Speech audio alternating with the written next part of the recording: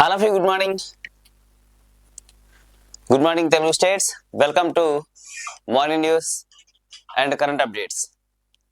ఈ రోజుకు సంబంధించినటువంటి కరెంట్ అప్డేట్స్ ఏమైతే ఉన్నాయో వాటిని చూడబోతున్నాం మనం. దానికి సంబంధించినటువంటి అంశాలు ఏంటి అనేది చూద్దాం.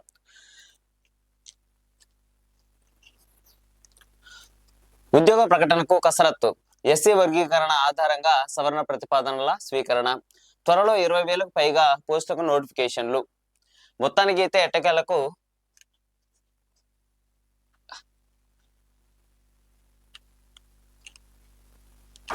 నోటిఫికేషన్స్ కు కసరత్తు అనేటువంటి ఒక న్యూస్ మనం చూస్తున్నాం.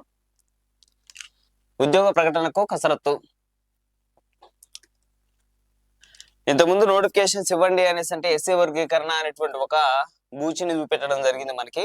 ఇప్పుడు ప్రస్తుతానికి అయితే ఎస్సీ వర్గీకరణ కంప్లీట్ అయిపోయింది కాబట్టి దీని ఆధారంగా త్వరలోనే 20,000కు పైగా ఉద్యోగాలు మనకి నోటిఫికేషన్ ఇవ్వనున్నట్టుగా రాష్ట్ర ప్రభుత్వం మనకు తెలియపరచడం జరిగింది. రాష్ట్రంలో ప్రభుత్వ ఉద్యోగాల భర్తీ కోసం నోటిఫికేషన్లు జారీకి పాలనా కసరత్తు మొదలైంది. కీలకమైనటువంటి ఎస్సీ వర్గీకరణ పూర్తి కావడంతో వీలైనంత త్వరగా నోటిఫికేషన్లు జారీకి ప్రభుత్వం నియామక సంస్థల కార్యాచరణలు చేపట్టాయి. 2024-25 ఏడాదికి ఉద్యోగాల భర్తీకి ప్రభుత్వం జారీ చేసినటువంటి జాబ్ క్యాలెండర్ను అనుగుణంగా ఇప్పటికే ప్రభుత్వం గుర్తించి పంపించినటువంటి ప్రతిపాదనల్లో మార్పు చేర్పులు జరుగుతున్నాయి. ఎస్సీ వర్గీకరణకు అనుగుణంగా రోస్టర్ ప్రకారం ఖాళీల వివరాలు తెప్పించుకునేసి ప్రభుత్వాలను భర్తీ చేసేందుకు సవరణ క్యాలెండర్ జారీ చేసేందుకు ప్రణాళికలు చేస్తున్నాయి. త్వరలో 20,000కు పైగా పోస్టులతో ఉద్యోగ ప్రకటనలు వెలువడే అవకాశం ఉన్నట్లుగా సమాచారం. బ్యాక్లాగ్ పోస్టులు కూడా. రాష్ట్రాల ప్రభుత్వ ఉద్యోగాల భర్తీకి ఏటా క్యాలెండర్ ప్రకటించాలనేసి ప్రభుత్వం నిర్ణయించింది. ఈ మేరకు 2024-25 ఏడాదికి ఉద్యోగ క్యాలెండర్ జారీ చేసింది. దాని ప్రకారం ఉద్యోగ ప్రకటనలు జారీ చేసేందుకు ప్రభుత్వ విభాగాలు ఖాళీలను గుర్తించి మిగిలినటువంటిది 2లో ఉంది. దాన్ని ఒకసారి మనం చూద్దాం.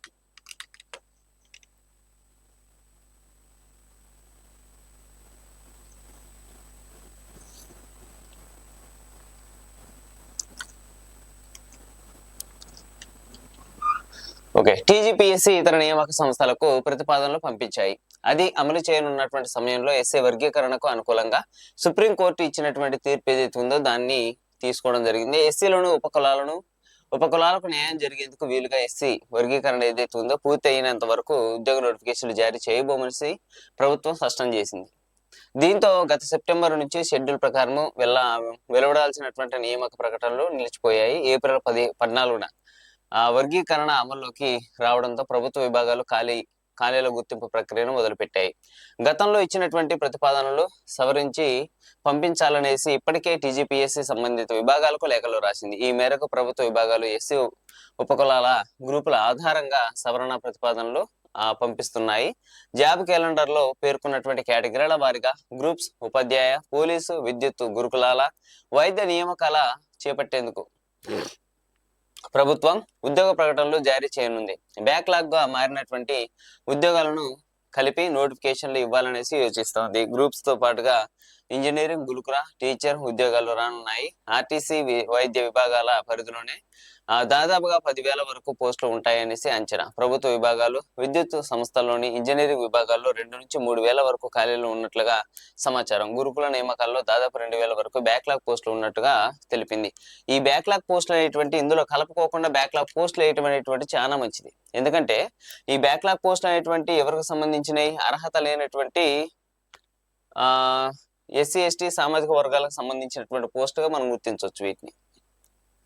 ఇందులో కలుపుకోకుండా పూర్తి తరహాలో వాటిని బ్యాక్లాగ్ గానే వేయటం చాలా మంచిది. ప్రభుత్వం మళ్ళీసారి ఆలోచన చేసి ఇట్లాంటి చర్యలు తీసుకోవాలి. ఏదేమైనా సరే ఇప్పుడు మట్టికైతే ప్రభుత్వం ఒక తీపి కబురే చెప్తుంది నిరుద్యోగులకి.